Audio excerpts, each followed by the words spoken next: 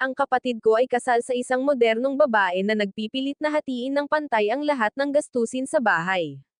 Iginiit niya na dapat hatiin ang lahat, kahit para sa pagkain ng nanay at kapatid ko. Mapatubig o kuryente, dapat hatiin ang lahat. Kahit noong niregaluhan siya ng birthday cake ng tatay ko, iginiit pa rin niya na bayaran ito sa pamamagitan ng sapilitang paglilipat ng pera. Nang lumala ang sitwasyon, napagdesisyonan kong ako, isang parasito na umaasa sa pamilya, ay susuportahan ng buo ang inisyatibong ito. Kaya kinansela ko ang lahat ng pangalawang card sa bahay, kahit ang walang limitasyong luman card ng hipag ko. Makinig kayong mabuti, dahil lahat tayo ay nakatira sa iisang bubong, lahat ay kailangang sumunod sa mga patakaran. Ang upa, tubig, kuryente, at pagkain ngayong buwan ay umabot sa 15,000. Ilipat mo ito o bigyan mo ako ng 15,000 na cash. Hindi man lang ako pumapasok sa kusina. Ginto ba ang lumalabas sa gripo kaya ako tumatanggap ng ganito kataas na bayarin? Tigilan mo na ang drama. Nakahiga ka lang sa bahay buong araw. Hindi ka ba gumagamit ng kuryente? At hindi ba siya gumagamit ng internet? Isa akong modernong babae. Hindi ako umaasa kahit kanino. Hindi ako nananamantala kahit isang piso. Pero hindi ko rin hahayaang may manamantala sa akin. Naghahati pa nga ako sa halaga ng berdeng sibuyas, luya, at bawang. Mahal kong hipag, noong binili mo ang Dyson hair dryer na yan, bakit hindi mo naalala na hatiin ang halaga? Oo, tama ang hipag mo. Laming, ang malinaw na account ay nagtatatag ng magagandang relasyon. Ang kapatid mo ay nagsusumikap buong araw sa labas, umuulan man o bumabagyo, para suportahan ang pamilya, habang ikaw ay komportableng nakaupo sa iyong kwarto at naglalaro. Kumakain at natutulog ka. Malaking bagay ba ang paghahati ng kaunti sa mga gastusin, kapatid? Sa tingin mo ba dapat ko ring ibigay sa iyo ang 15,000 na ito? Hoy, ginagawa ito ni Shavan para sa kapakanan ng pamilya. Sige, makipagtulungan ka naman ng kaunti. Mahal, isa tayong pamilya. Huwag kang masyadong kuripot. Narinig mo ba ako? Sabi rin ng kapatid mo na huwag akong maging parasito sa bahay. Hindi ako nagtatagal ng mga tamad. Tama ang hipag mo. Ang malinaw na account ay humahantong sa malinaw na relasyon. Ibibigay ko ang aking bahagi. Dahil lahat ay malaya na at ayaw gumastos kahit isang sentimo ng pera ng iba, tapos na. Padalhan mo na lang ako ng 15,000 ngayon din. At ang mga pangalawang card na nakalink sa pangalan ko, walang gagamit nito sa hinaharap. Diyos ko, tinakat mo ako. Kakanselahin mo ang card. Wala kang ang maayos na trabaho. Sino ang tatakutan mo sa pamamagitan ng pagkansela ng iyong pocket money card? Sa tingin mo ba ay isa kang malaking negosyante? Laming, naging matapang ka na ba? Sumasagot ka ba sa hipag mo? Binibigyan ka ba ng kapatid mo ng kaunting pocket money bawat buwan? Nagsisimula mo na ba siyang ituring na sarili mo? Humingi ka at humingi ng tawad sa hipag mo. Tama na. Tumigil ka na sa pag-aaway. Shravan, pupunta ka sa spa ngayon kasama si Ginang, Wang, at ang iba pang mga babae. Hindi mo naman planong umalis. Dapat umalis ka. Hinding-hindi. Walang sino man sa bahay na ito ang maliligtas hanggat hindi nalilinis ang lahat ng account ngayon. Nalilinis na ang mga account. Mula ngayon, ikaw ang gumastos ng pera mo, at ako ang gagastusin ang akin. Ang lakas ng loob mo. Ngayon, mahal, kukunin ko na ang 68,000 annual card ngayon para walang makapagsabing ginagastos ko ang pera ng pamilya. Nakaupo ako sa leather sofa, at inabot ko sa manager ang ilang ID card. Mr. Luke, ito ang unlimited secondary cards na hiniling mo para sa pamilya mo. Lahat ng bill nila ay direktang ibabawas sa main card mo. Maganda yan. Huwag mong sabihin sa kapatid ko na card ko yan. Sabihin mo na lang na regalo yan ng bangko. Seryoso niya ang mga magarbong bagay. Nakaupo si Linshon sa isang marangyang velvet sofa, nakakrus ang mga binti. May ilang mayayamang babae na umiinom ng tsaa sa malapit. Sinadya niyang itinaas ang boses, at hinugot ang isang itim na card mula sa kanyang bag. Madam Lin, kinumpirma mo na gusto mo ang 68,000 yuan Supreme Card. Sige, payagan mo na. Total, dapat alagaan ng isang babae ang sarili niya. Hindi ako isa sa mga taong kailangan pang kumuha ng kape mula sa isang lalaki. Noon pa man ay malaya na ako sa pananalapi. I activate ang 68,000 yuan card. Ngumiti ang receptionist at ini-swipe ang card sa makina.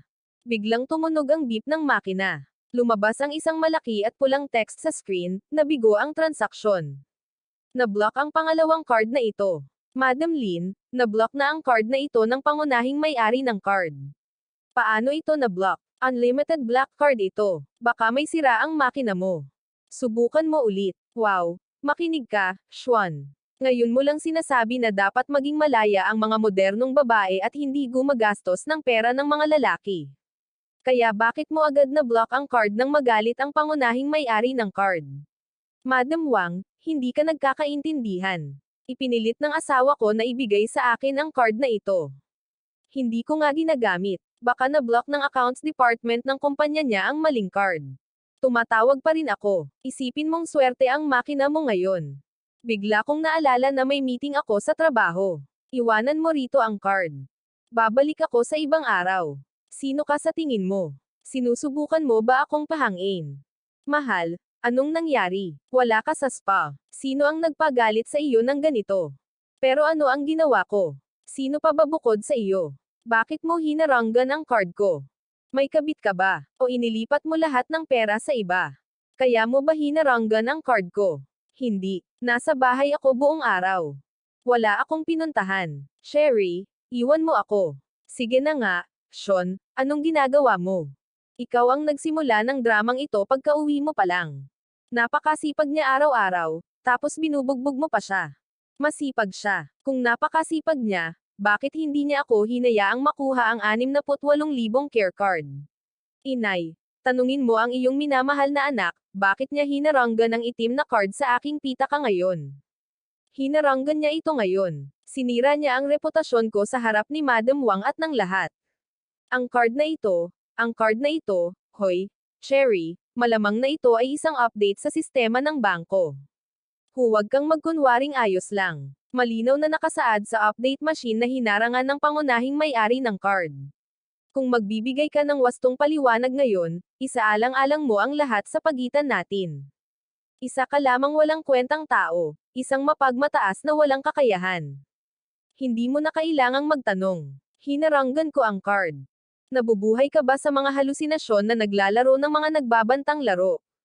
Nasabi ko na ba sa iyo noon? Sinusunod ko ang iyong prinsipyo na lahat ay nagbabayad ng kanilang bahagi. Lahat ng bagay sa bahay na ito ay hahatiin ng pantay, kaya natural lang, hindi mo magagamit ang pangalawang card ko, ang iyong card. Nababaliw ka na ba? Isang walang trabaho na hindi man lang kayang bayaran ang mga pangunahing gastusin na 15,000. Isang lalaking nakaupo sa bahay buong araw, nabubuhay sa pera ng lahat. Sinasabi mong sa iyo ang walang limitasyong itim na card na ito. Nasa tamang pag-iisip ka ba, lumang? Galit na ang hipag mo, at lalo mo lang dinadagdagan ang problema. Hindi. Para sa kapatid mo ang card na ito. Nagmakaawa siya sa kanyang amo na kunin ito. Anong kinalaman mo rito? Pumunta ka sa kwarto mo. Huwag mo akong tawaging nanay. Nagkukunwari lang siyang umiiwas sa pagbabayad ng upa sa kwarto. Laming, makinig ka, bayaran mo ako ng 15,000 ngayon o umalis ka sa bahay na ito ngayon din at harangan ang card at takutin ako. Sa tingin mo ba kaya mong hawakan ang pera ng pamilyang ito?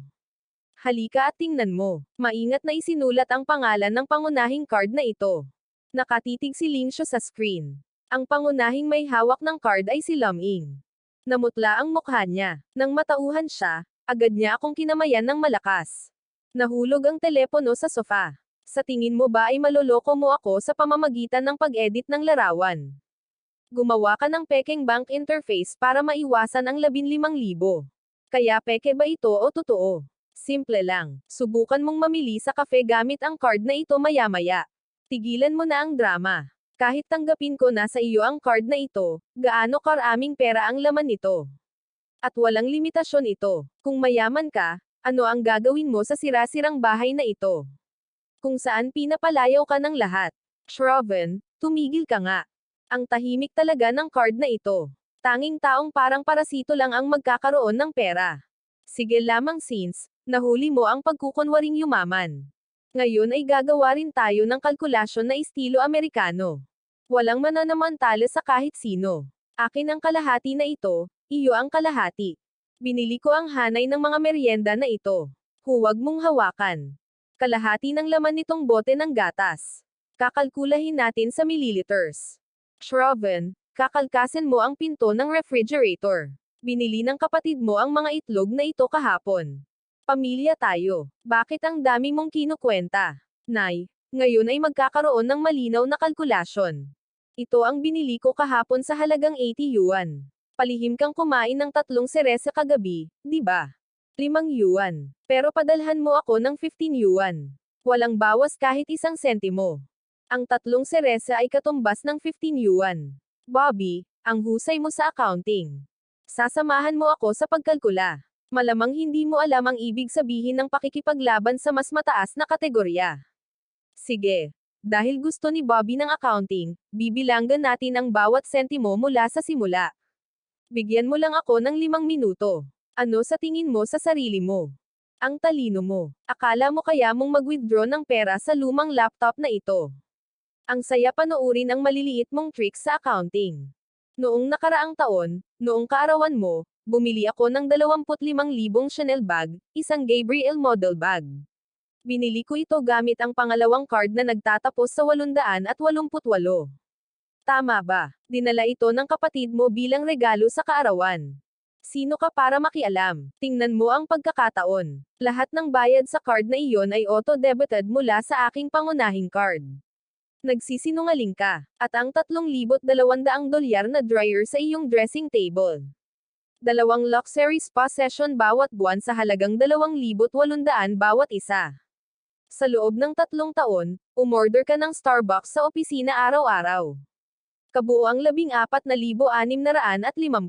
Yuan Laming, itigil mo na yan, pakiusap, pamilya tayo. Hindi, masama lang ang ugali ng hipag mo. Tandaan, ang mabubuting pamilya ay may malinaw na account. Ang patakarang ito ay itinakda mismo ng hipag mo. Bilang nakababata mong kapatid, tungkulin kong suportahan siya ng walang kondisyon. Kasinungalingan lang ang lahat ng ito. Wala akong pinaniniwalaan. Kung iba-iba ang kalkulasyon ng bawat isa, bayaran muna ang diferensya sa nakalipas na 3 taon, 128,000 lingxiawan. Mahigpit niyang hinawakan ang makapal na tambak ng mga perang papel. Nanginginig ng malakas ang mga papel sa kanyang mga kamay. Nawalan ng malay ang kanyang mukha. Bigla siyang lumingon at galit na tinitigan si Yuay. Kitang-kita ang takot sa kanyang mga mata. Ano ba ang kalokohang ito? Bakit nasa lahat ng perang papel ang pangalan niya? Sasabihin mo ba sa kanya o hindi? Kuya, pasensya na. Ang hipag mo ay wala sa sariling gulang. Huwag kang magpakababa sa antas niya. Babayaran ko itong 28,000 ng paunti-unti. Sige. Una, tanggalin mo ang card. Pakiusap, hinihiling ko ito, at paano mo ako babayaran? Mula sa maliit mong sweldo, o mula sa pangalawang card ko, at ibalik mo ito sa akin. Bakit kayo muyuko sa kanya? Ikaw ang haligi ng pamilyang ito. Sa anong karapatan kang mamaalamos sa isang parasito? Tumahimik ka. Ang perang ginagastos mo buwan-buwan. Sa tingin mo ba pinaghirapan ko ito? 3 taon na ang nakalipas. Ngayon ko lang natagpuan ang lakas ng loob na sabihin ang totoo. Si Nuno, na may hawak na tela, ay itinulak ako palayo at pinuntahan ang kanyang kapatid, na may sakit ng puso. Laming, nababaliw ka na ba? Ito ang sarili mong kapatid. Pinilit mong lumuhad sa harap mo ang sarili mong kapatid. Wala ka bang hiya, Nay? Malinaw na nakasulat ang lahat sa mga bayarin. Si Bobby mismo ang nagpilit na subaybayan natin. Kinakalkala ko lang ang perang ipinagastos niya sa akin sa nakalipas na 3 taon. Anong mga kalkulasyon? Pamilya tayo. Bakit ka nagkukwenta ng ganito karami? Ang kapatid mo ay napakasipag magtrabaho. Pumupunta siya sa mga business dinner araw-araw, habang ikaw ay nakaupo lang sa bahay at walang ginagawa. Anong masama kung makakatulong ka kahit kaunti? Hindi ka magiging masaya hanggat hindi nagkakawatak-watak ang pamilyang ito. Anong gastusin sa bahay ang hindi ko nabayaran sa loob ng 3 taon na ito? At ngayon ako ang Samira sa pamilya. Tama si nanay. Binigyan ka lang ng tadhana. Binigyan niya ako ng high limit card. At sino ang nakakaalam kung malinis ang perang ito o hindi? Laming, makinig kang mabuti. Ang ari-arian sa bahay na ito ay nasa pangalan ni Yuay. Kung napakaliit ng iyong puso, Walang lugar para sa iyo sa bahay na ito. Umalis ka rito ngayon din. Mahal, itigil mo na. Tumigil ka sa pagsasalita. Itigil mo ang pagsasalita mo. Ngayon ay palalayasin ko ang walang utang na loob na taong ito rito. Laming, kunin mo na ang iyong maruruming perang papel at umalis ka na rito sa bahay ko ngayon din. Tahimik akong nakatayo roon, pinapanood ang histerya. Ang histerya ni Lini Siwan. Pagkatapos ay tiningnan ko ang aking ina, na ang mukha ay halatang may pabortismo, at sa wakas, ang aking mga mata ay napunta kay Yuay, na nakahiga sa lupa. Kaya ito ang pamilyang pinrotektahan ko sa loob ng 3 taon. Tunay na kawawa. Sige, dahil si Bobby na ang nag-utos, aalis na ako. Pupunta ka talaga. Saan ka pupunta? Huwag mo siyang alalahanin, Nay. Hayaan mo na siyang umalis. Tingnan natin kung paano siya magugutom sa mga lansangan. Sana lang hindi siya bumalik na umiiyak at sabihing, hindi ba? Hello, kumpanya ng mga tagalipat, halika ngayon din, kailangan na naming iimpake ang lahat. Mabilis na pumasok ang mga tagalipat sa bahay. Nakatayo si Ling Xian sa may pinto habang nakahalukip-kap ang mga kamay, mayabang na nakatingin sa akin habang iniimpake ko ang mga damit ko sa mga carton. Aba, nagmamadali ka. Makinig ka, mag-ingat ka sa pag-iimpake ng mga gamit mo. Huwag mong aksidenteng kumuha ng kahit anong mahalaga sa bahay natin. Ang kawawang lalaking ito, kapag may nabasag, hindi siya makakabayad. Huwag na huwag. Makinig ka, ingatan mo itong graphics tablet. Naglalaman ito ng napakahalagang datos sa negosyo, at ang mga figurine na naka-display ay dapat naka-triple bubble wrap. Oo, 30 taong gulang ka na, at buong araw ka pa ring naglalaro sa mga lumang computer at mga plastic na laruan. Laming, isa kang ganap na palpak. Wala ka nang natitirang ambisyon. Gaano kalaki ang halaga ng lahat ng basurang ito? At tinatrato mo ito na parang kayamanan. Nakakaawa lang tingnan. Wala itong halaga. Hindi bababa sa 100,000 yuan, mahigit 100,000. Narinig mo ba na nabaliw ka na sa kahirapan? Nanaginip ka lang. Paano magiging 100,000 ang halaga ng tambak na plastik na ito? Kung mayroon kang ganoon kalaking pera, bakit ka magpapanggap na magbabayad ng 15,000? Palagi kang nagsisinungaling. Kita mo, paano nagsasalita ang anak ko ng kalokohan? Paalisin mo siya agad. Nakakainis na ang presensya niya. Nay, tumahimik ka nga. Nakakatakot ang kamangmangan na yan. Hindi mo nga alam kung ano ang mga high-end na peripheral. Makinig ka, iimpake mo ang lahat at ihatid mo na lang sa baba. Isa-isang umalis ang mga tagalipat, may dalang mga kahon. Walang laman ang kwarto. Tiningnan ni Linya Wan ang walang laman na kwarto. Sandali siyang sumilay ang takot. Agad siyang lumingon at pumunta sa sulok ng balkonahe at tinawagan. Hello, Madam Wang. Sige, sige. May afternoon tea bukas sa Peninsula Hotel. Sasama ako. Paano ko naman yun mapapalampas? Hati tayo sa bayarin. Siyempre, ayokong manamantala ng iba. Tayong mga modernong babae ay independent. 500 rupees lang ba ang naaprubahan, tapos napakataas ng interes. Okay na sa ngayon. Babayaran ko na lang yan kapag dumating na ang sweldo ko sa UAI. Pero, hindi ako pwedeng mawalan ng mukha sa harap ng mga tao. Oo, umutang ako ng mataas ang interes para lang magpasikat. Ikaw mismo ang pumili nitong bangin na to. Inihagis ko ang sarili ko. Tuldok-tuldok. Isinabat ang bag sa balikat ko at hinawakan ang hawakan ng malita sa sahig. Ang mga gulong ng malita ay lumikha ng mahinang tunog ng pagkayod sa sahig. Si Inva, na nakatayo sa balkonahe, ay narinig ang tunog na ito at agad na ibinaba ang kanyang telepono. Taglay ang isang nakatataas na saloobin, mabilis siyang naglakad patungo sa akin. Umalis ka rito agad at iwanan ang mga susi. Huwag mo nang isipin na tumuntong muli rito. Lumabas ka at maghirap ng kaunti. Saka mo maiintindihan kung gaano kasarap ang buhay sa bahay. At huwag kang umiyak at magmakaawa sa iyong kapatid na ibalik ka. Hindi pinalalaki ang mga parasito dito. Ingatan mo ang iyong sarili sa labas. Kung talagang lumala ang mga bagay-bagay. Kapatid, ang drama mong ito bilang isang mabuting Samaritano ay kasuklam-suklam. Paano mo nagawang kausapin ang sarili mong kapatid ng ganyan? Ikaw na walang kwentang walang utang na loob na lalaki, lumabas ka. Lumabas ka ngayon din. O, hayaan mong ipaalala ko sa iyo. Huwag mong kalimutang bayaran ang 12,000 na utang sa bahay sa susunod na buwan. Sumara ng malakas ang pinto ng seguridad sa harap ko. Narinig ko ang kanyang matinis na tawa mula sa maliit na siwang sa pinto. Narinig ko. Itinaas ko ang hawakan ng aking malita. Tumalikod ako at tumungo sa elevator. 3 taon na ang nakalipas mula nang tuluyan kong iwan ang nakakalason na apartment na ito. Sa wakas, hindi ko na kailangang yumuko kahit kanino. Maingat kong inilagay ang aking mahalagang graphic tablet sa mabigat na kahoy na mesa sa harap ng isang malaki at maliwanag na bintana na salamin. Pinindot ng aking mga payat na daliri ang power button. Agad na umilo ang screen, na nagbigay liwanag sa aking mapayapang mukha. Ngayon, ito na ang totoong buhay. May agarang utos si Lukhan.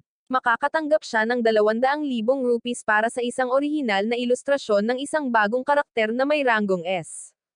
Ikaw ang bahala. Ipadala ang bayad sa iyong lumang account. Hindi na ako magiging pera para sa kanya. Tingnan natin kung gaano katagal siya mabubuhay sa kanyang maliit na sweldo. Komportableng nakahiga si In sa sofa. Ang kanyang mukha ay natatakpan ng itim na maskara ng damong dagat. Nakakrus ang kanyang mga binti, at pinapaikot niya ang isang mamahaling beauty device sa kanyang mukha. Nakaupo ang kanyang ina sa malapit, nagbabalat ng mga buto ng sunflower. Nay, tingnan mo kung gaano kalawak ang sala ngayon. Talagang perpekto. Dapat matagal na nating pinalayas ang nagbabantang parasito na yan. Bukas tatawag ako ng maglilinis nitong kwarto. Gugupitan ko ang pader at gagawin ko itong personal kong dressing room. Siyempre, anak ko, ikaw lang ang nakakaalam kung paano patakbuhin ang bahay. Yung batang dating nakatambay lang buong araw. Nakakatakot ang presensya niya mismo. Ngayong wala na siya, parang napakalinis ng paligid, at nang paalis siya, pinagbantaan niya kami na mismo ang magbabayad ng utang. Nakakatawa pakinggan. Ang bahay na ito ay nasa pangalan ng UAE. Anyway, automatikong ibabawas ang utang sa kanyang housing account. Ano ang kinalaman ng isang walang trabaho dito? Gusto lang niyang magmukhang mahalaga. Alam mo, kapag gutom na gutom siya sa labas, babalik siya ng nakahalukip-kip, at sa araw na iyon ay kailangan niyang lumuhod sa harap mo at humingi ng tawad. Hindi mahalaga sa akin ang kanyang paghingi ng tawad. Bilang isang moderno at malayang babae, ang parasito na pinakaayaw ko. Sige, matutuyo na ang maskara ko. Huhugasan ko ang mukha ko at babalik. Anong nangyari? Bakit biglang nawalan ng kuryente? Oh, mahal kong anak, nasaan ka? Nag-trip ba ang circuit breaker? Hindi. Tiningnan ko kung maayos ang lahat, bakit walang kuryente? Nakalimutan mo na naman bang magbayad ng bill? Ang beauty device ko ay nagkakahalaga ng libu-libong yuan. Hindi pa nga ito tapos mag-charge. Kunin mo ang telepono at magbayad ngayon. Akala ko automatikong nababawas ito. Kahit automatikong nababawas ito, nakalink ito sa isang card. Ano pang hinihintay mo? Hahayaan mo na ba akong mamatay sa dilim? Paano naging ganito kataas ang bill na ito? May minahan ba ng ginto sa bahay? Bayaran mo agad. Ibalik mo ang kuryente. Mamamatay na ako sa init. Wala na akong pera sa account ko ngayon. Ang sweldo ko ngayong buwan ay nagamit para pambayad ng minimum payment sa credit card mo noong isang araw. Wala rin bang pera sa salary card mo? Lagi mong sinasabi na may ipon ka rito. Hindi, Lue, nagbibiro ka ba? Bayaran mo itong bill ng kuryente. Wala talaga akong pera. Dati, automatikong nababawas lahat sa card ni Ming. Sinagot niya ang telepono. Tumama ang mahinang liwanag ng screen sa maputlang mukha niya. Wala akong pera. Dati, lahat ng bayarin ko, tubig at kuryente, ay binabawas sa card ni Ming. Anong pinagsasabi mo? Isa siyang parasito na naglalaro buong araw. Saan niya nakuha ang perang pambayad ng 1,200 yuan? Siguradong palihim mo siyang binayaran ng sweldo. Hindi, wala akong ibinigay sa kanya. Halos hindi na natutugunan ng buong sweldo ko ang minimum na halaga sa credit card mo.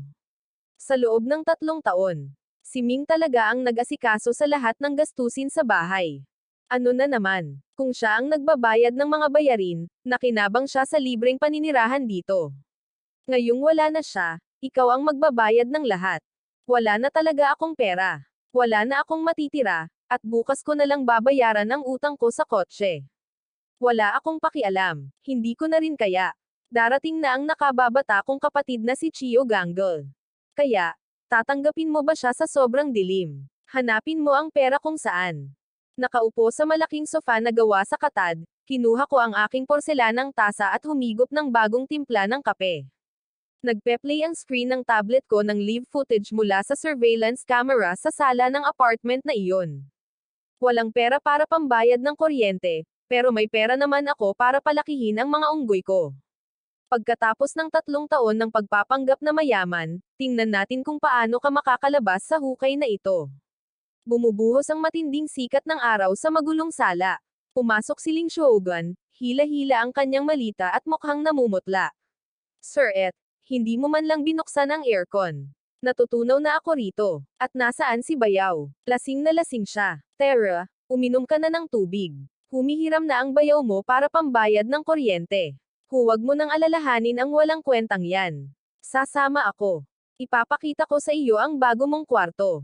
Shan, nakautang ako ng 500 yuan sa kasamahan ko para mabuksan ang kuryente. Ano kaya ang nangyari kay Shovegang? Ilang araw lang siyang titira. At bukod pa riyan, umalis na sa bahay ang parasitong si Luming. Mabuti na lang, libre na ang kwartong ito para sa kapatid ko. Wala nang ang pera para sa pagkain sa bahay, at iniimbitahan mo pa siya. Sino ang sasagot sa mga gastusin niya? Biyanan, ano ang ibig sabihin noon? Normal lang na tumira sa bahay ng ate mo. Kaya iniinsulto mo ba ako? Sabi pa ni Lucy, may bahagi rin ako sa bahay na ito. Pwedeng tumira ang kapatid ko hanggat gusto niya, at ikaw na ang magluto. Binuksan ni Ling Shogun ang pinto ng guest room, kinuyom ang mga labi. Sa loob ay isang bakanteng kama na bakal at wala ng iba. Dahil sa gulat, galit niyang sinipa ang hambo ng pinto. Wala man lang computer sa magulong kwartong ito. Ano ang gagawin ko rito? Seret, hindi ba't sinabi mong may tambak na mga high-tech na gadget si Luming? Kinuha niya lahat. Oo, pero ang katabing bodega ay laging nakakandado. Marami siguro siyang gamit doon. Tingnan mo, may ilang malalaking kahon. Parang mga limited edition na figuran. Nakita ko ang mga ito sa internet. Mahal ang mga ito. Hindi. Mga gamit pang reserba ito ni Ming. Sinadya niyang itago ang mga ito. Milyon-milyon ang halaga ng mga ito. Huwag mong hawakan. Milyon-milyon tayo. Ang mukhang kawawang lalaking iyon na may milyon-milyong gadget ay malamang peke. Isang murang duplicate. Shogun, huwag kang mag-alala. Ano man ang katotohanan o kasinungalingan, sisirain natin ang pinto. Ibebenta natin ang lahat at kikita tayo ng malaking halaga. May isang click, nasira agad ang kinakalawang na kandado at bumagsak sa lupa. Sinipa ni Ling Sagan ang pintong kahoy. Isang malaking ulap ng alikabok ang pumailan lang. Pumasok siya na parang magnanakaw na nagnakaw sa nayon. Oh, ho, nagtago ang lalaking ito ng mahahalagang bagay. Seret, hindi pa nga nabubuksan ang malalaking kahon na ito. Lahat ng mga ito ay nakasulat sa wikang banyaga. Mukhang elegante sila. Shogun, huwag mong hawakan. Ito ang pangunahing pinagkakakitaan ni Ming. Kapag nasira ito, hindi natin ito mababayaran habang buhay. Umalis ka sa kahihiyan mo. Siya ang taong nakaupo lang sa bahay buong araw, nabubuhay mula sa atin. Anong klaseng kita? Anong klaseng trabaho? Sean, hindi mo naiintindihan. Gumagawa siya ng mga gawaing pangdisenyo at kung ano-ano pa. Napakamahal ng mga kagamitan niya. Lux. Wala nga siyang perang pambayad sa 1,200 yuan niyang bayarin sa kuryente at tubig. Hiniling pa niya sa atin na hatiin ang presyo ng mga sibuyas. At sinasabi mo na nakuha niya ang lahat ng ito na nagkakahalaga ng lux mula sa isang junkyard. At bukod pa riyan, malamang ay nagdikit siya ng mga dayuhang pandikit dito. Tama, Bayaw, isa ka palang duwag, sabi ni Didi, kaya ngayon ako na ang mamamahala sa bahay na ito. Doon, sa malaki at maliwanag na kahoy na mesa, hawak ko ang aking stylus at gumuhit ng isang komplikadong S-grade na ilustrasyon ng may perpektong focus. Maya-maya lang, mabilis at walang tigil na nag-vibrate ang telepono sa tabi ko. Akala ko hahayaan mo akong magdusa ng ilang araw pa. Pero kung nakaplano mo na ang sarili mong kapahamakan, hayaan mo na. Handa na ako. Maya-maya lang, hinubad ni Linkson ang pinakamalaking kulay pilak abong takip gamit ang kanyang mga kamay na basang-basa ng langis. Isang 27 pulgadang ultraprographic tablet ang kumikinang mula sa ilalim. Hinawakan niya ito gamit ang dalawang kamay na parang sirang piraso ng kahoy. Mariin niya itong hinayla papunta sa gilid ng mesa. Lahat ng cable sa likod ay nabunot at halos masira. Ano ito? Wala akong mahanap na buton. Saang panahon galing itong black and white na TV? Mas mabuti pa ang screen ng cybercafe kaysa dito. Tanggalin mo. Anong gagawin mo kung masunog ito? Masisira mo ang lahat. Nababaliw ka na. Dapat hinayaan mong masunog ang kapatid ko. Karapatan natin yan. Kinukuha natin ang mga lumang gamit niya kapalit ng lahat ng ginastos niya sa atin. Ano ang problema? Dapat nating ituring ito bilang kabayaran. Huwag mong alalahanin ang walang kwentang taong yan. Kainin mo na ang pagkain mo. Anong klaseng murang screen ito? Hindi man lang ito touchscreen. Walang dumadaos-dos. Matapos humigop ng huling noodles, kinuskos ni Lin Xiaogang ang kanyang mga mamantikang kamay sa screen. Pinupunasan niya ang kanyang mga daliri sa kanyang pantalon. Nang biglang, napadpad ang kanyang mga mata sa isang Macon tab, kontrolado ang temperatura, at anti-dust na bodega sa sulok. Lubos siyang nabighani. Hoy, Seret, ang ganda ng maliliit na plastik na figurang iyan. At ang gun ng Vitreous. Mukhang perpekto ang packaging. Tara, ilalabas ko na sila. Papakainin ko sila ng kaunti. Bakit ang sikip ng mga kasukasuan na ito? Hindi sila flexible. Paf! Napakasamang piraso ng bagay na iyan. Nababasag sila sa kaunting dampilang. Kahit 9.99 na laruan na may libreng delivery ay mas mabuti na kaysa dito. Anong problema? Kayong dalawa ay naguhukay ng sarili ninyong libingan. Tama na iyan, tao. Tumigil ka na sa pag-iyak. Mga bulok na plastik na laruan lang ito para sa mga otako. Kung tayo ay sira, sira na tayo. Sa pinakamatagal, kapag bumalik ang lokong iyon, bibili ako ng 10 pang larwang ito sa murang palengke sa kanto. Makakabawi ako. Tara, isasama ka ng ate mo para bumili ng bagong damit. Ang lugar na ito ay amoy ng matinding kahirapan. Tahimik akong nakaupo sa harap ng computer ko, pinapanood sa screen ng telepono ko ang mapagmataas na mga anino ni Lin Xion at ng kanyang kapatid na naglalakad palayo, habang si Tao ay nakaupo sa lupa, nanginginig. Naitala ang buong eksena ng pinsala. Walang nawala kahit isang segundo. 9.99 libreng delivery. Sana ay matatawa ka rin ng husto pagdating ng abiso ng korte. Master Lin, naipadala ko na ang video at mga resibo ng pagbili. Kabuoang halaga ay 85,000. Gumawa ng tansya ng pinsala. Ihanda ang reklamo. Kinuha ko ang aking kape. Isang malamig na kislap ang sumilay sa aking mga mata.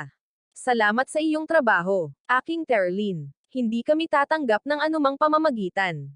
Magpapatuloy ang proseso. Ang bagong modelo ng season ay nagkakahalaga ng 28,000, at ang mga mapang uyam na ito ay tumatakbo ng may pagkalugi na 500, habang hindi man lang nila mabayaran ang kanilang 1,200 na singil sa kuryente.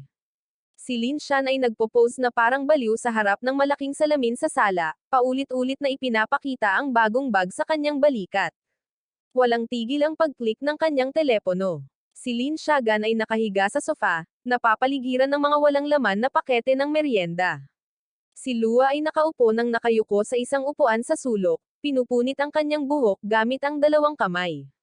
Shogun, tingnan mo ang bag ng ate mo, ano ang hitsura mo? 28,000 rupees. New season model. Dadalhin ko ito kay Madam Wang at sa iba pang mga babae bukas. Maglalaho rin ang kinang ng lahat. Ito ang uri ng moderno at malayang babae. Seret, ang galing mo. Mas maganda ka pa kay Buffer. Hindi niya nga kayang bayaran ang singil sa kuryente. Mabuti na lang at ikaw ang nag-aayos ng bahay. Pero saan nanggaling ang 28,000 rupees? Sa susunod na linggo, mga 20,000 rupees na ang babayaran natin para sa mga pautang sa kotse at bahay. Wala na nga akong natitirang 200 rupees sa account ko. Gumamit ka na naman ng credit card, di ba? Anong credit card? Matagal nang ma-max out ang walang kwentang card mo. Saan mo nakuha ang pera? Nag-online loan ka, Sean.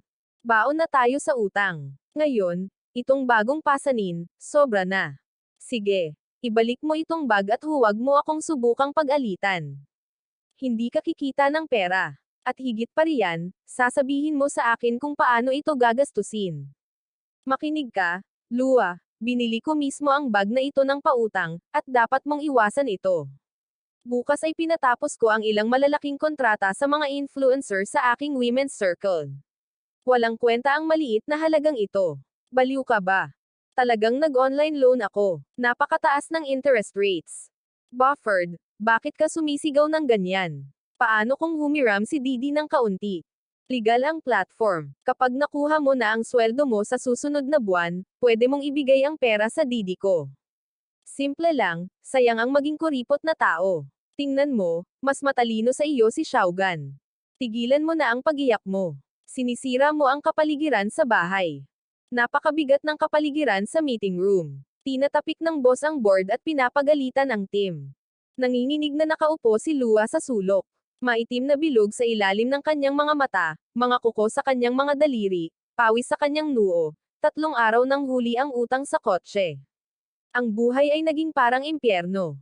Ginoong Loy, ang 500 rupi na utang ng iyong asawang si Ling Shan mula kay Jesus ay malubhang hindi nababayaran. Natataranta na pinindot ni Lua ang answer button.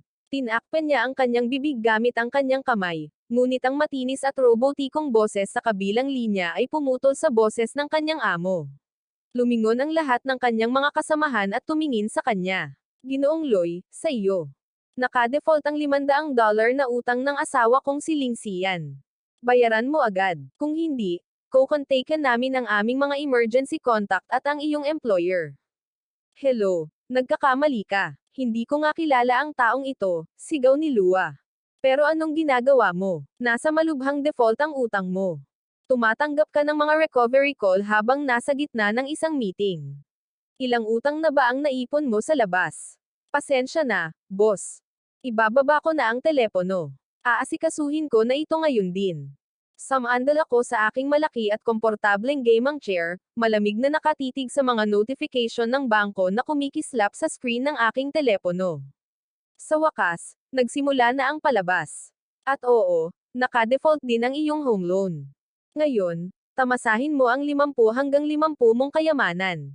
Kasabay ng malakas na kalabog, isang gusot na paunawa ng pagbawi ang ibinato sa kanya. Dumulas ang papel sa kanyang ilong at nahulog sa maalikabok na sahig. Naupo siya sa sopa, hawak ang kanyang ulo at pinupunit ang kanyang buhok. Louie, bigyan mo ako ng malinaw na paliwanag ngayon. Nakarating ang mga tawag ng pangangikil sa reception ng aking kumpanya. Pinaglaruan ako ni Madam Wang at ng iba pang mga babae buong araw sa group chat. Sino ka? Para tanggihan ang 500 yuan na utang ko sa iyo.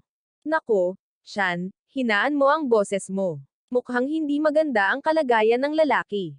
Bakit mo pa siya pinipilit? Ako nga, asawa niya ako. At ang ginoong ito ay nagsasabing may hawak siyang mataas na posisyon sa kumpanya. Tumatanggap siya ng lock sa isang buwan at hindi man lang makapag-withdraw ng 500 para tulungan ako. Palihim mo bang ibinigay ang perang ito sa walang kwentang kapatid mo? Sino ang babayaran mo? Alam mong lampas na rin sa itinakdang petsa ang utang ko sa sasakyan. Tigilan mo na ang drama. Ayaw mo lang gumastos sa akin. Kailangan ko mang umutang o mangutang, kailangan mong bayaran ang 500 ko ngayon. O hihingi ako ng diborsyo. Senior na posisyon, 10,000. Imulat mo ang iyong mga mata. Isa lamang akong mababang antas na supervisor.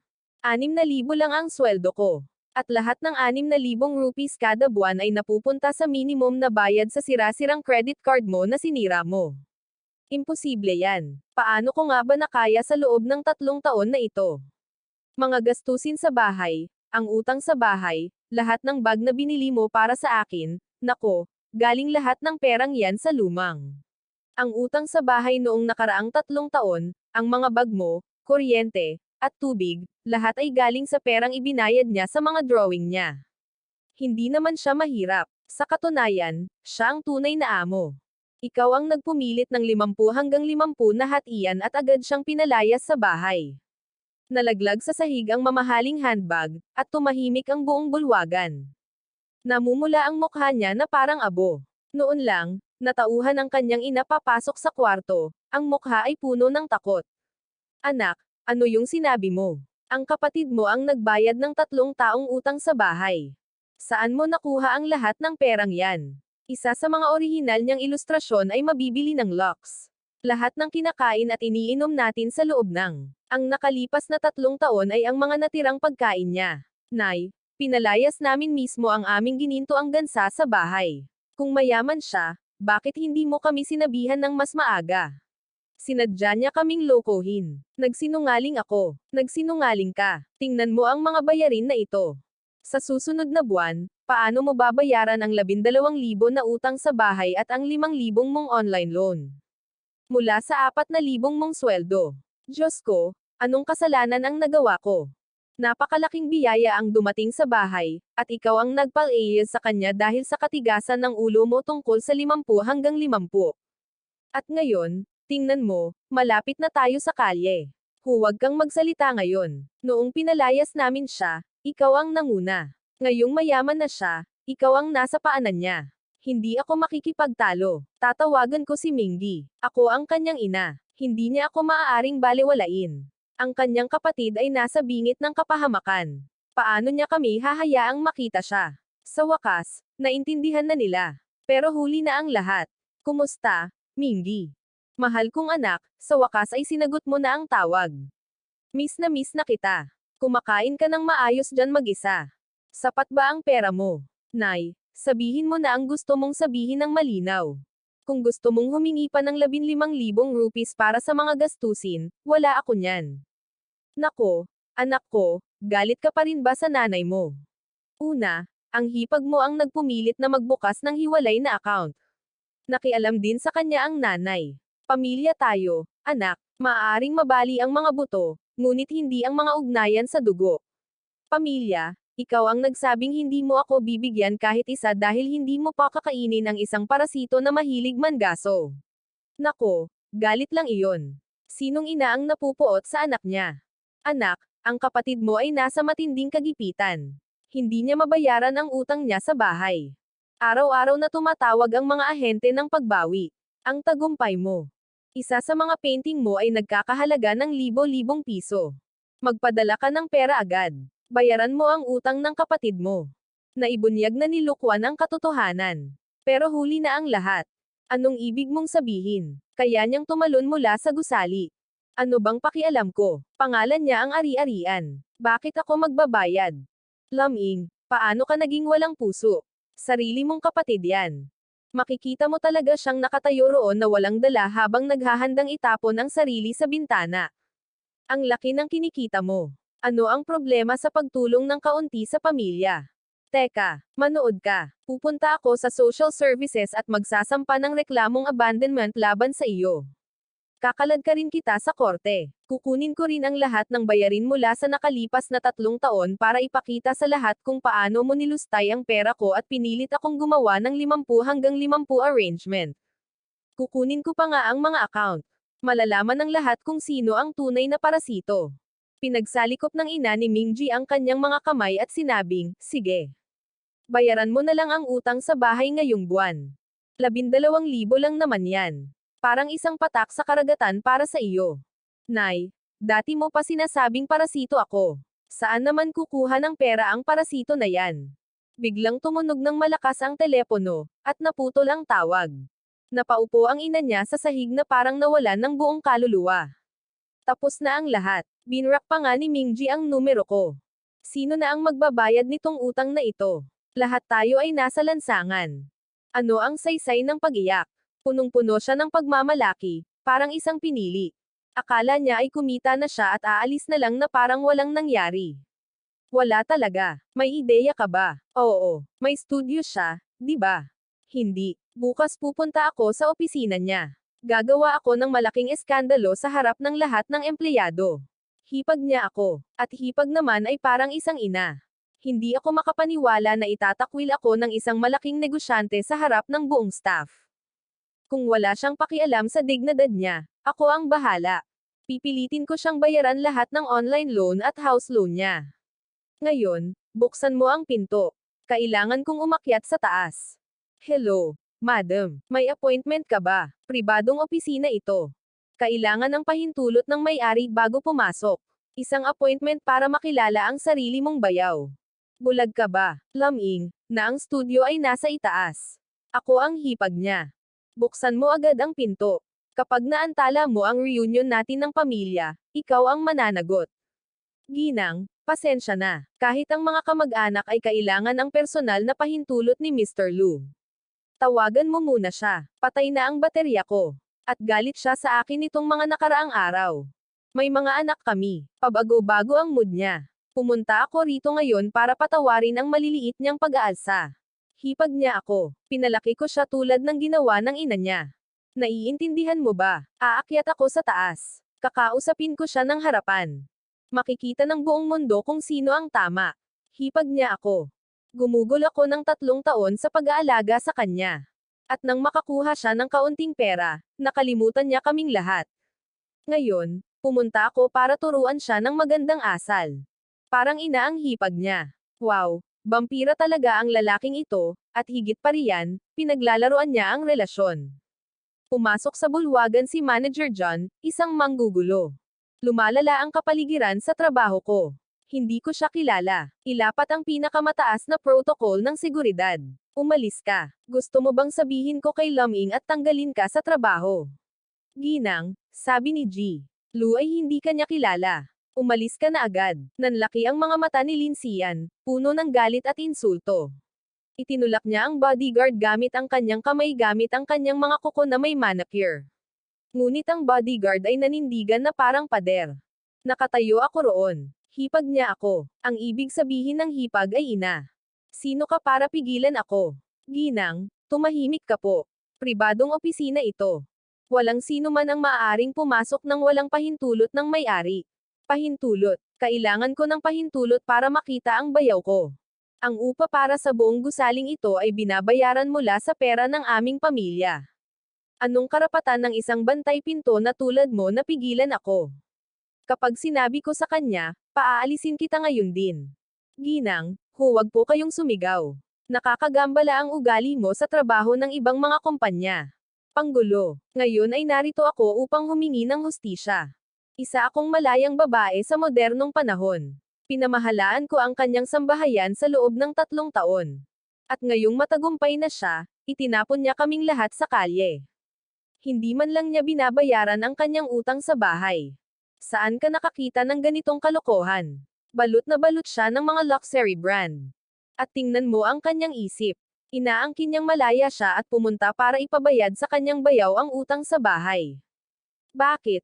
Anong tinitingnan mo? Usapin ito ng pamilya. Laming, duwag ka, bumaba ka. Sige.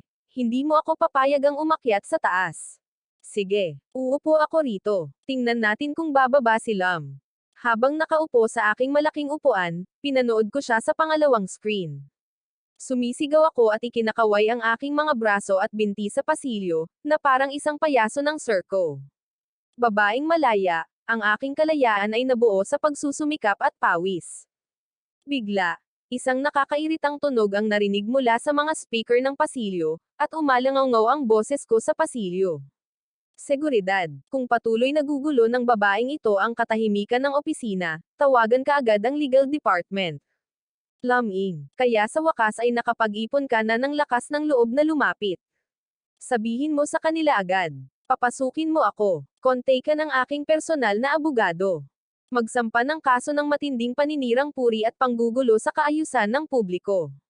Padalhan mo siya agad ng malisya sa Demurrer. Ang buong singil para sa pagkalugi sa pananalapi na dinanas ng ating negosyo ay sasagutin ng babaeng ito.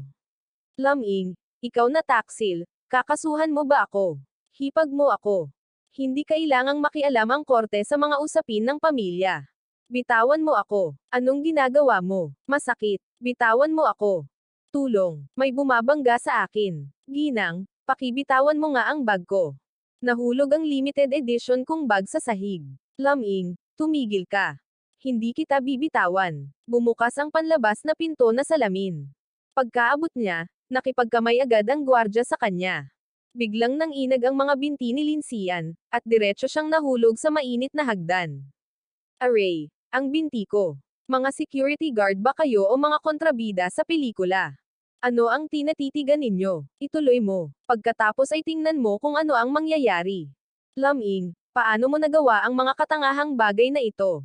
Pagka-uwi namin, sasabihin ko kay Lua na huwag ka nang kausapin pa. Nanginginig ang mga kamay ni Ling Xian, binuksan ang chat. Ang malamig na liwanag ng screen ay tumama sa kanyang maputlang mukha. Ang screen ay puno ng mga screenshot at mga nakakainsultong tanong. Imposible ito mula sa kanyang mga kasamahan at pamilya. Paano niya nagawang i-leak ang contacts ko? Mensahe, Ginang Lin, kung hindi ka magbabayad ng 500 yuan sa loob ng 15 oras ngayon, ang susunod na mensahe ay isang video ng iyong utang, na nagpapakita na hawak mo ang iyong identity card.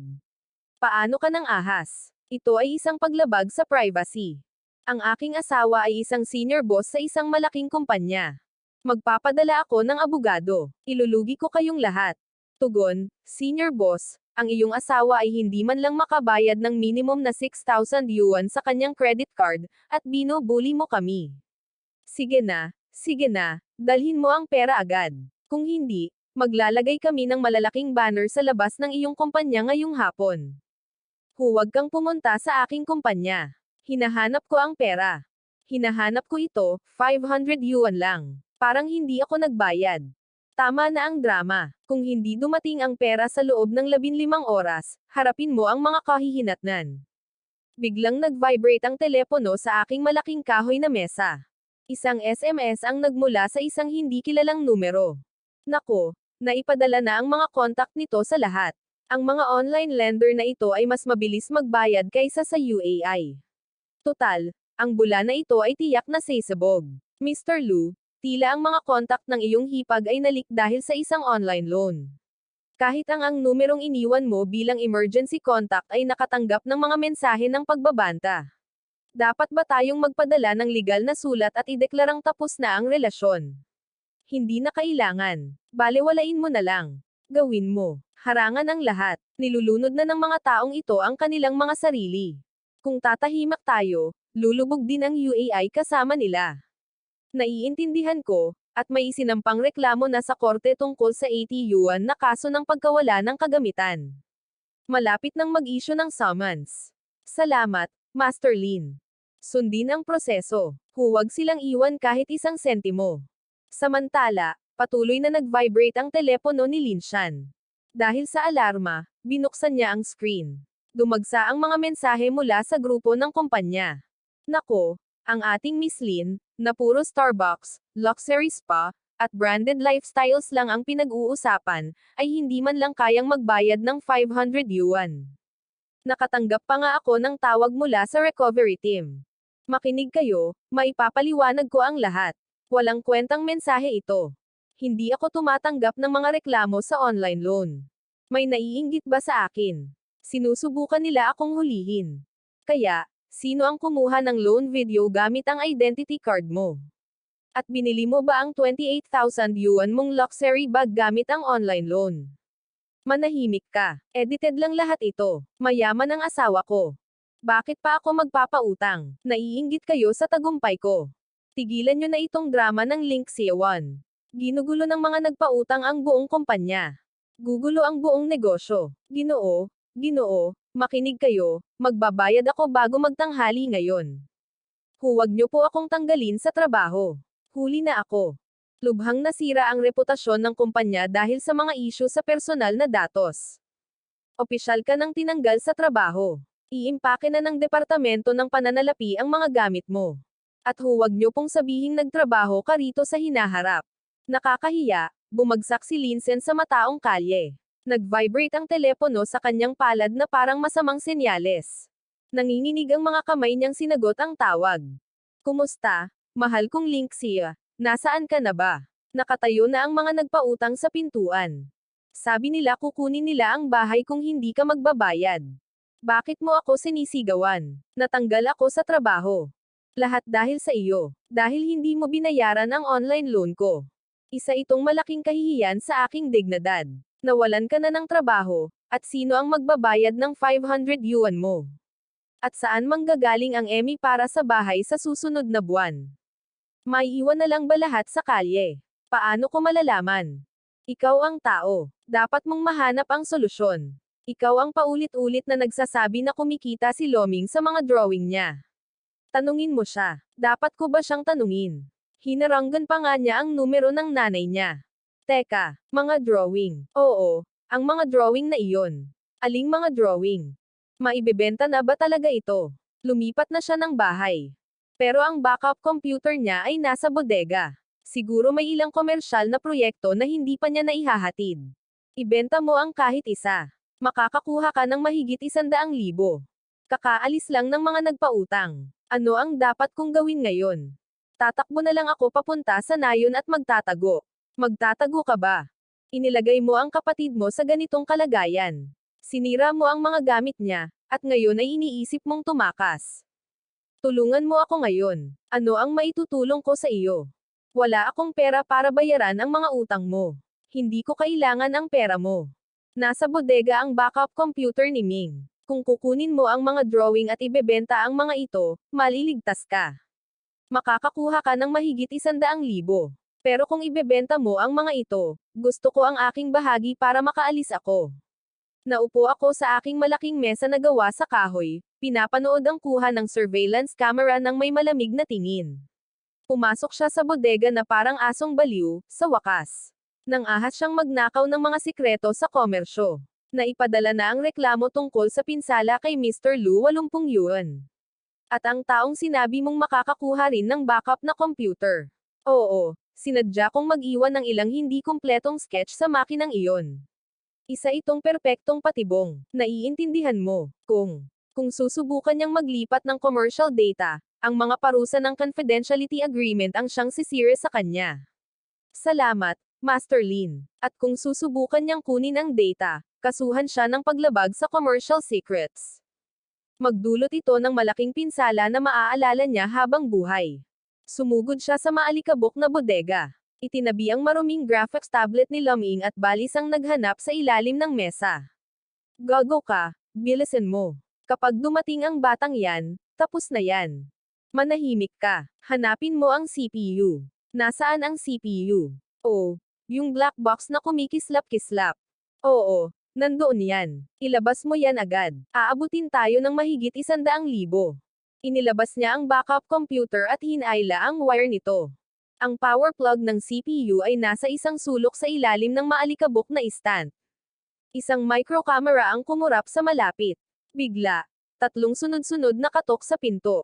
Sino? Sino yan? Tanga. Bumalik na ba ang mga nagpautang? Sige na, huwag kang makinig. Kung bumalik sila, sisirain nila ang pinto. Kakaiba ang pagkatok. Itago mo ang CPU sa aparador. Titingnan ko. Pumunta siya sa pinto. Nakatayo ako sa harap nito.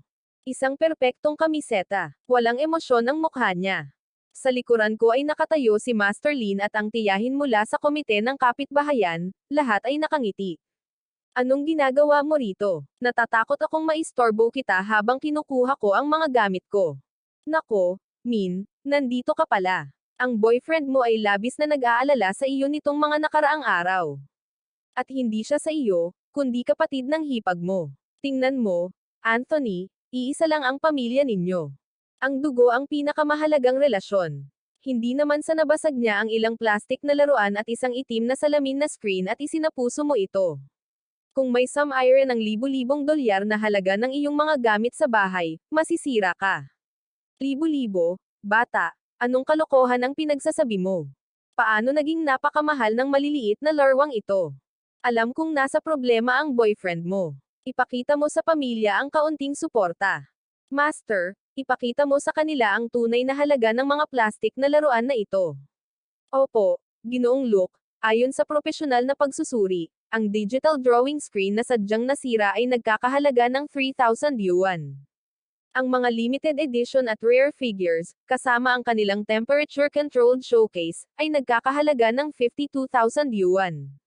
Ang kabuoang pinsala ay 82,000 yuan. Eksaktong 82,000. Nababaliw ka na ba? Dahil sa sobrang kawawa ko, nababaliw na ako.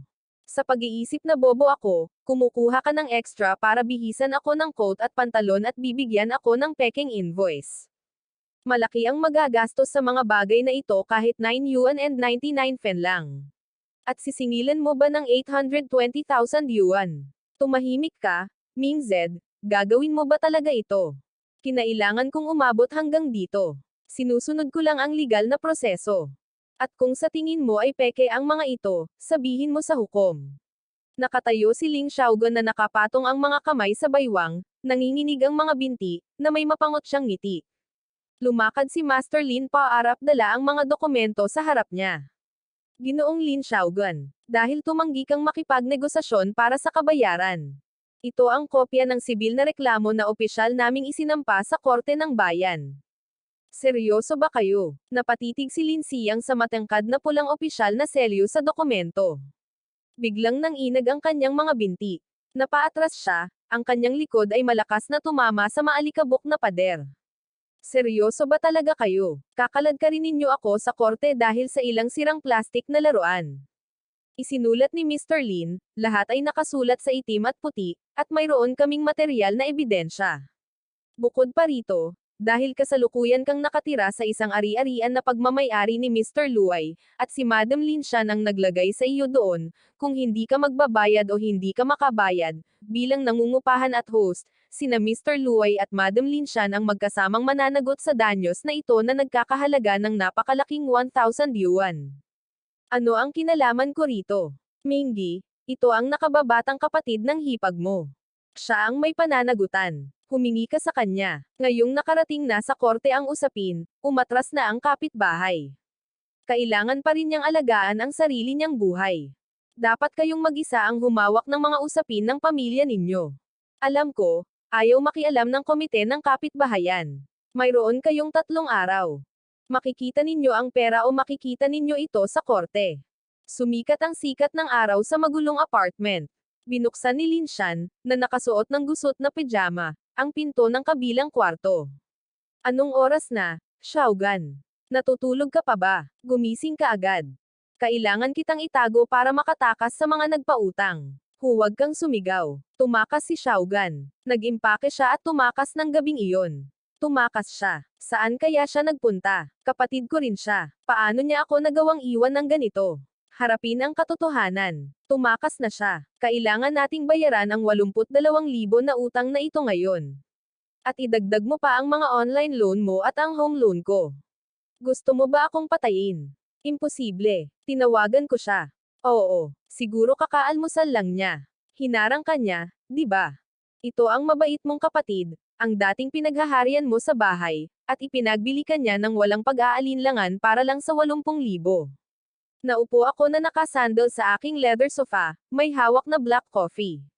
Ipinapakita sa pangalawang screen ang pagmamatsyag sa kanilang sala. Halata ang desperasyon sa pagitan nila. Gaano karupok ang ugnayan ng dugo sa harap ng pera. Mr. Lu, eksakto tulad ng hinula mo. Nagpabok si Xiaogan ng tiket sa tren papunta sa kanyang bayan kagabi. Opisyal nang na-activate ang joint liability notice. Mabuti. Bantayan mo siya. Nakulong na si Lua. Gagawin niya ang kanyang huling hakbang. 1 o 2 araw na lang. Naiintindihan mo. Sa sandaling mahawakan niya ang data sa backup computer.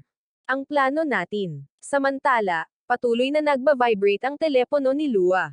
Walang tigil ang mga tawag mula sa mga recovery agent. Sawang-sawa na, inihagis niya ang telepono sa sofa.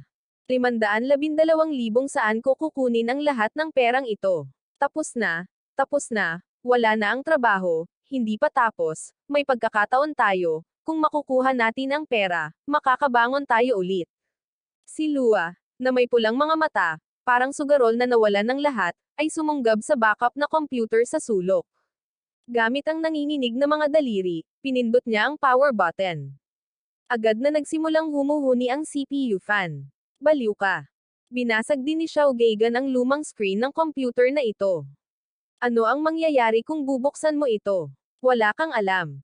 Hanggat gumagana ang CPU, posible ang lahat. Si Minzy mismo ang nagsabi na ang alinman sa mga hindi pa nailalathalang drawing na ito ay maaaring may benta sa halagang mahigit 100,000. Mahigit 100,000, sakop na niyan ang aking mga online loan at ang 80,000 na pinsala.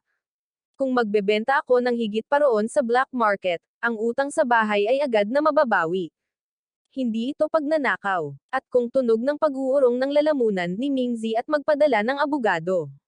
Anong klaseng pagnanakaw? Ako ang kanyang kuya. Ang isang kuya ay parang isang ama. Anong masama sa paggamit ng mga drawing niya? Ito ay tinatawag na resource sharing. Tumira at kumain siya sa bahay namin ng 3 taon.